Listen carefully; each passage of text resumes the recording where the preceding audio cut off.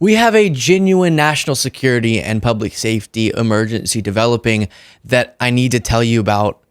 Another bombshell that I feel that some of you might judge me as naive when I say this, but I'm just expressing it to you honestly. It actually shocked me. It shouldn't, but it did, as we're learning about something insider-wise in the Trump administration.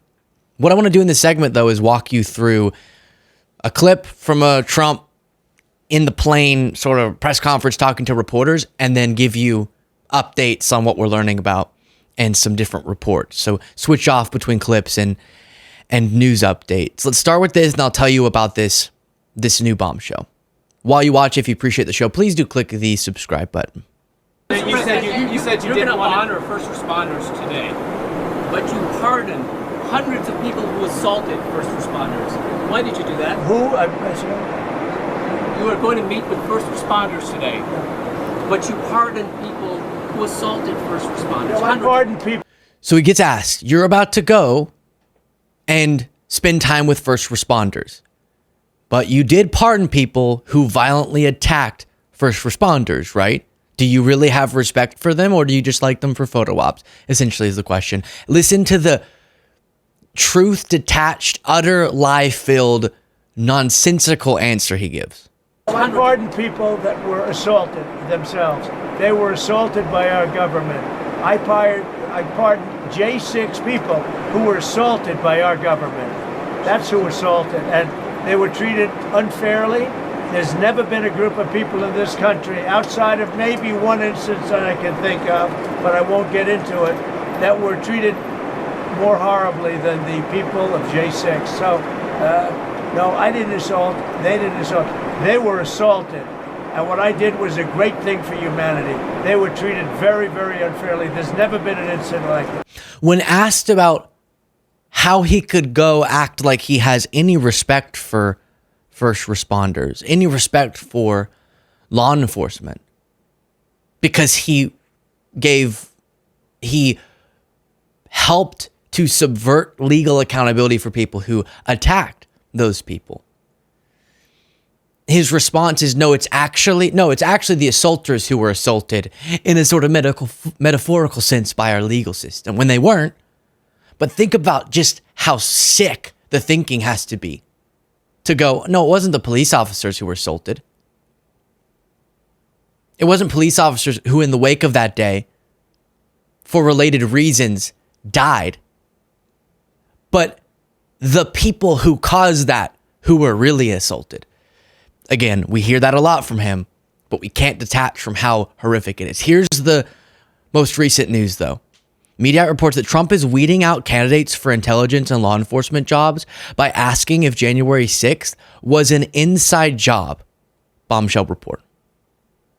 A bombshell report from the Washington Post alleges that the Trump administration is using questions about whether the January 6th Capitol riot was an inside job, the 2020 election was stolen, to weed out candidates for top intelligence and law enforcement jobs. For top intelligence and law enforcement jobs, they're being asked things as conspiratorial and indicative of failed critical thinking as, was January 6th an inside job by the federal government that Trump was the head of? So in a sense, yeah, it was an inside job by Trump, but that's not what they mean. They mean a Fedsurrection by the FBI, or Nancy Pelosi did it to make Trump supporters look bad.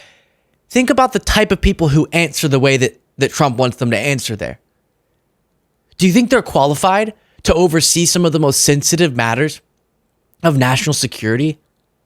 Physical threats to Americans' lives, terrorist threats, plots that need to be foiled, drug organizations, human trafficking organizations. Those are supposed to be held accountable. And the folks who are supposed to have the intelligence, the knowledge, the skill set to go after them and to keep us safe are being asked, are you essentially, how unqualified are you? Very? You're hired. Candidates for top national security positions in the Trump administration. And a reminder, I do have more clips from that same little conversation with a gaggle of reporters, have faced questions that appear designed to determine whether they have embraced the president's false claims about the outcome of the 2020 election and its aftermath, according to people familiar with cases of such screening. These people said that two individuals, both former officials who were being considered for positions within the intelligence community, were asked to give yes or no responses to the questions: was January 6th an inside job, and was the 2020 presidential election stolen? These individuals who did not give the desired straight yes answers were not selected. It is not clear whether other factors contributed to the decision. Similar questions: who were the real patriots on January 6th? What do you think the correct answer is there? The law enforcement officers who defended our nation's capital? No, not them. The people who wanted to violently prevent the peaceful transfer of power. Or who won the 2020 election? Who is your real boss? We're also asked of at least two people interviewed for senior positions in FBI field offices near the Capitol. And it is, let's see, Ann Kelly told the newspaper, the deputy press secretary, it is entirely appropriate that candidates for national security positions in the Trump administration align with President Trump's agenda to put America first. They're not denying it. The comment is, hell yeah, mother lover. You're right. We're trying to see how conspiratorial. Why do I keep bringing that up? Because unless they're doing it just to pass the test, which is bad in and of itself, you would have to be so unqualified and so bad at analyzing data, analyzing information, and then drawing conclusions, which is really important when you're in the top of our law enforcement and intelligence organizations, that you thought it was reasonable to believe such a thing. Now, you're probably thinking, no, it's not that they genuinely are so incapable of discerning truth, which is going to be really bad when you're supposed to be keeping us safe in complex ways. But they are just saying it to placate Trump, to get the job. Well, that's tragic too, because do we really want people who are more dedicated to a guy, an orange guy, than us, to our Constitution, to our safety, to our families? That's what this is. And the response from the deputy press secretary is, what's the problem? Moving on from that subject that should send chills down your spine, onto another one that's not so great. Here is Trump being asked, hey, why is Elon not having his conflicts of interest potentially examined, or his financial obligations and investments scrutinized, so that the American people will know where his heart is really at? Why does Elon's financial disclosure remain secret? Why does his financial disclosure remain secret is a specific question. Because nobody's looking at that. We're looking at all the corruption that's taken place. I mean, his financial disclosure is largely the number of shares that he's got in very public companies, and that's not secret at all. If you read that, you'll see a lot. I mean, he talks about his whole thing. I read one where it really gave a very good history of him, but basically it's the number of shares times a certain stock price. So why is that not public? It is public. All you have to do is read it. Why are you not making more clear and putting out more transparently the financial disclosures of Elon Musk? Oh, well, you can figure it out yourself. You can figure it out yourself. Really? Because it took a second for us to learn that the very organization he was shutting down, USAID, had the inspector general looking into one of his companies.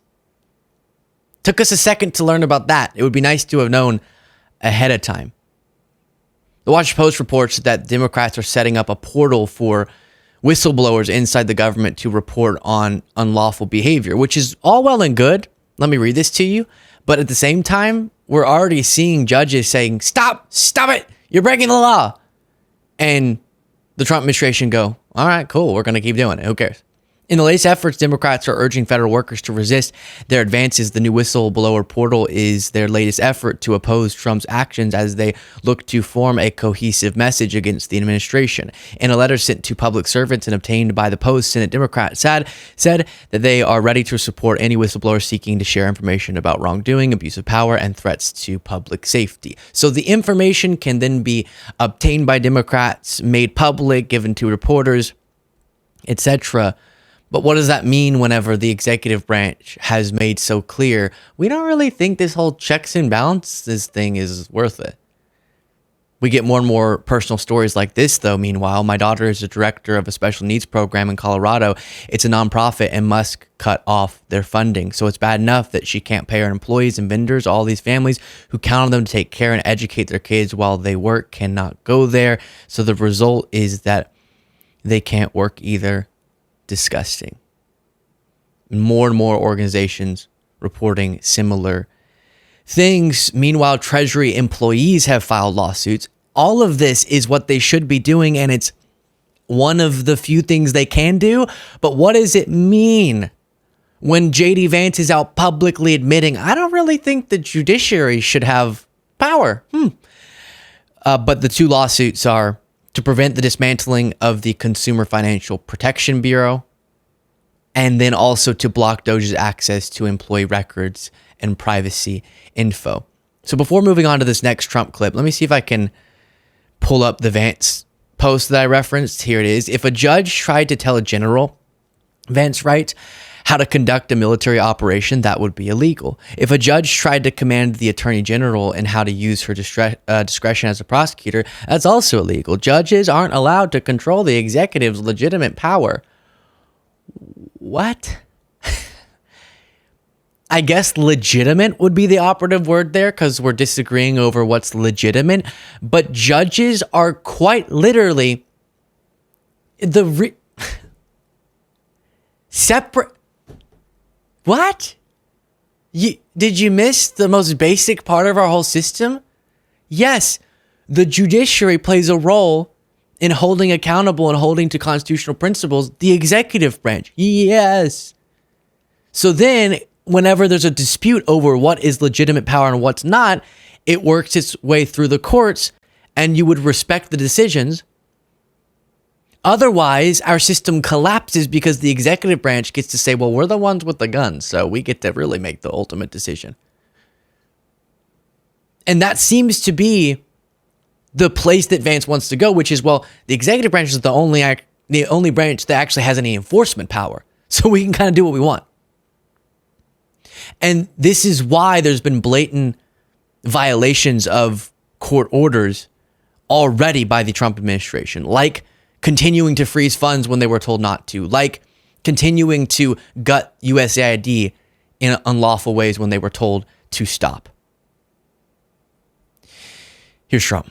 You suffered a couple court losses, Mr. President, and JD Vance said judges aren't allowed to control the executive power. What's your take on that? But we're going to see what happens. We have a long way to go, and we're talking about fraud, waste, abuse. And when a president can't look for fraud and waste and abuse, we don't have a country anymore. So we're very disappointed with the judges that would make such a ruling. But we have a long way to go. We have to find all of the fraud that's going on. We have tremendous fraud. Yeah, you can try to find it. You just haven't found it. And that doesn't mean you can just shut down wholesale agencies. Tremendous waste and tremendous abuse and theft, by the way. And the day you're not allowed to look for theft and fraud, etc., then we don't have much of a country. So no judge should frankly be allowed to make that kind of a decision. It's a disgrace. Yeah, so dishonest mumbo jumbo, but saying that, this is going to sound hyperbolic, but what is he saying? He's saying that when lawsuits are brought, claiming that the executive branch is acting in unlawful, unconstitutional ways, it shouldn't be the job of the judiciary to deem if that is an accurate assessment or not. So we just shouldn't have a judiciary? And then you also say Congress shouldn't really be the one responsible for the power of the purse because you should be able to do whatever you want with that money once you get it. So then maybe we don't really have a legislative branch. So then what do we have? Oh, within the executive branch, you shouldn't have any career civil servants who have civil servant protections.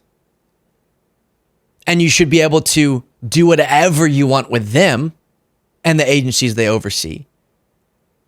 So that really means that only one person then would make the ultimate decision on everything. And that would be Trump. I think there's a word for a system of government like that. And it sure isn't this one.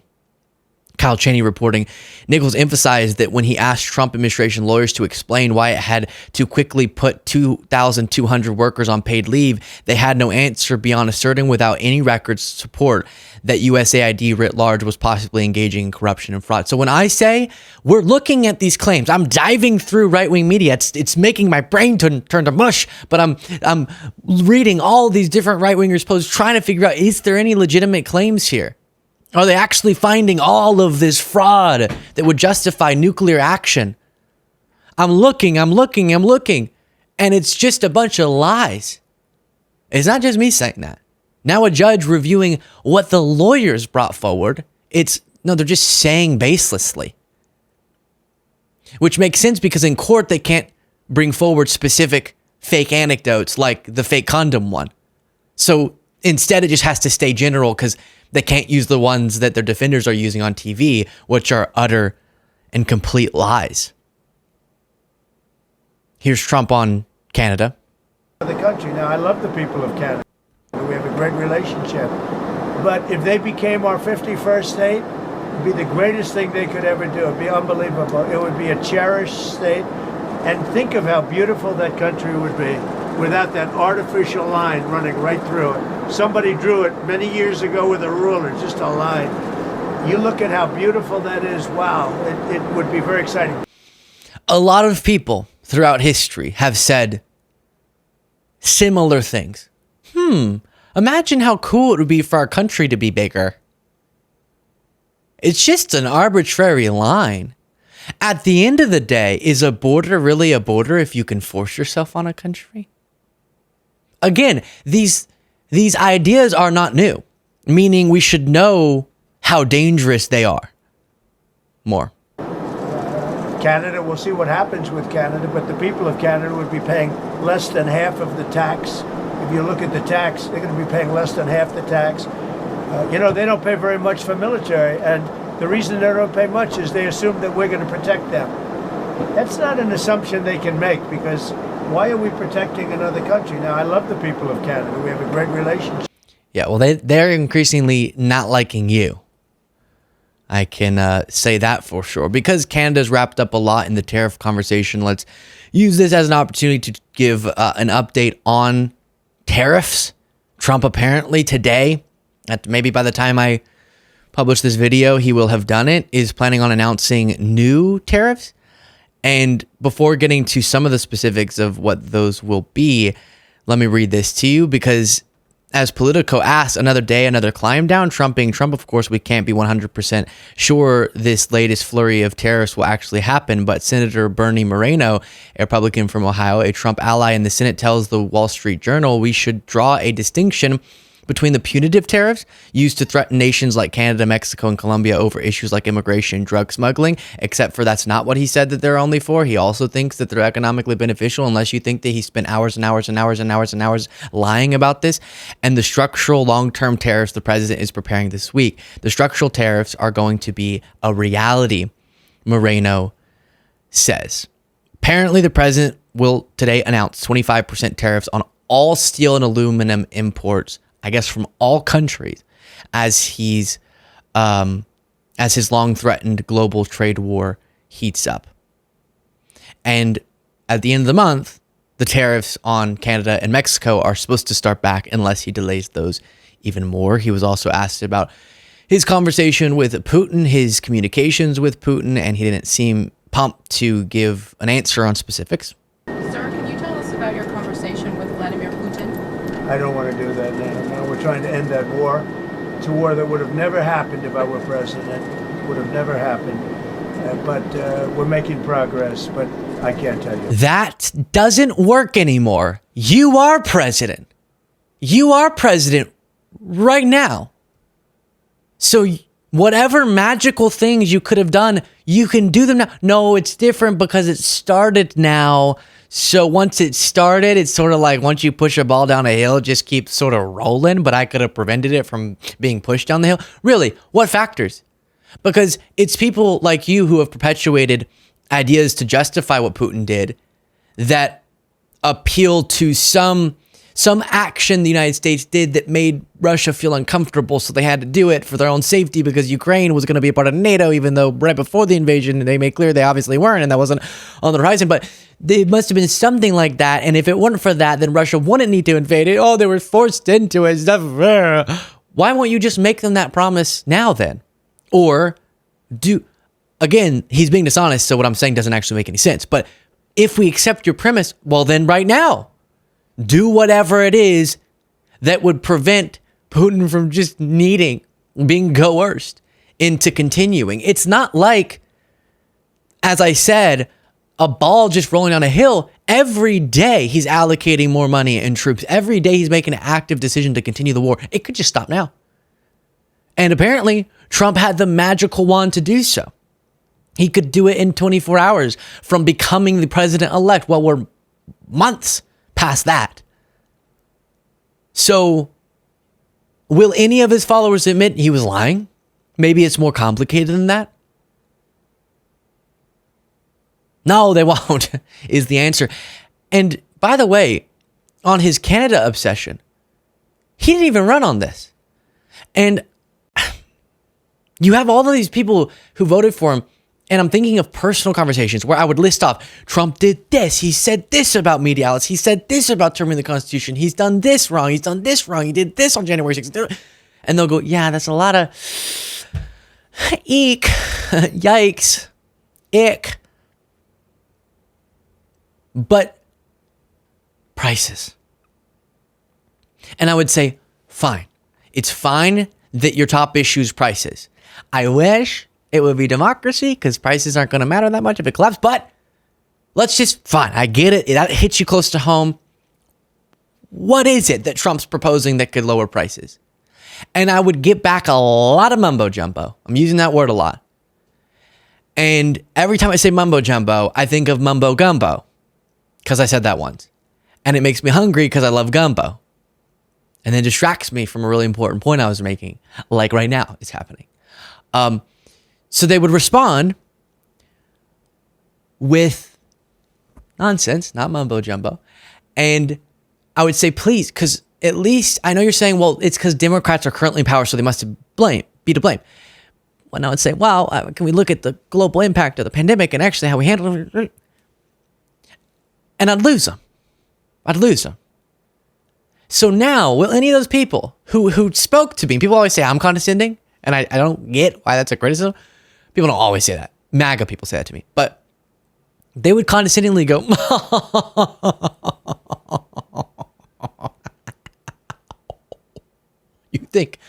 you think Kamala is how they would say it. You think Kamala, you think that she would be better for prices? You think she would be better for grocery prices? Really? You must be such a libtard. Right? That would be the response. And I would say, well, hey, at least she's actually outlined a plan. Because Trump just says, I'm going to lower inflation. And now we get to this point where he's admitting there's going to be pain. No, I'm going to spike prices more. Crazy. And is doing things that are increasing prices and is prioritizing things that either are bad for this issue or they have nothing to do with it, like wanting to invade Canada.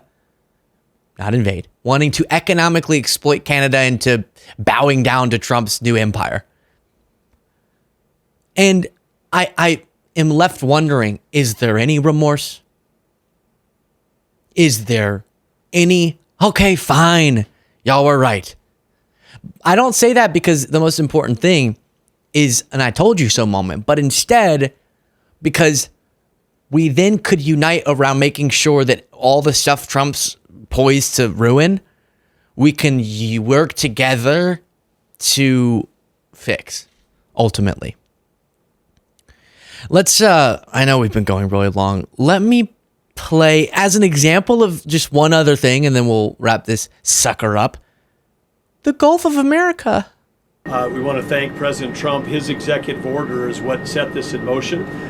We signed a secretarial order as Secretary of Interior directing the U.S. Geologic Survey, who is responsible for the database, which is the Geographic Names Informational System.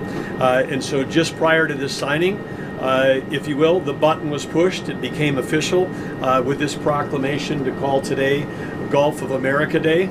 But now it's going out. As we're sitting here right now, our team is calling all the map providers, so Google Maps, Apple Maps, all the map people. That change will take effect this afternoon to Gulf of America. So again... So Gulf of America, we're trying to get everyone to call it Gulf of America instead of Gulf of Mexico. What? This is one of your focuses? Really? It doesn't make any sense. Oh, maybe once you've solved all the problems that you lied to people saying you knew magically, but you wouldn't tell them how you were going to solve. Maybe you could have. Maybe you get to that. Or you don't, because it's meaningless. But I come back to, he did tell us what he was going to do. And that's why you have to listen. You have to listen when people tell you who they are and what they're planning to do. Because he did tell us about the tariffs. He did tell us about the mass deportations. He did indicate he would stomp all over even folks who have legal status. He didn't mention the Canada thing, but he did say things that proved how cray he is. So we should have expected such craziness. He did lie about, oh, I'm not connected to Project 2025. So this whole restructure and dismantle the entire government and this whole idea that the executive branch should have power that it doesn't have. Don't worry about that. I'm not connected. But we did see the connections.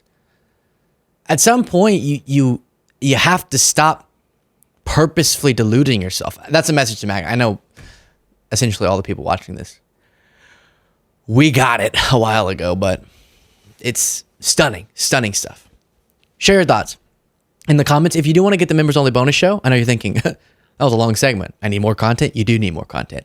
And you can get it by clicking the join button below.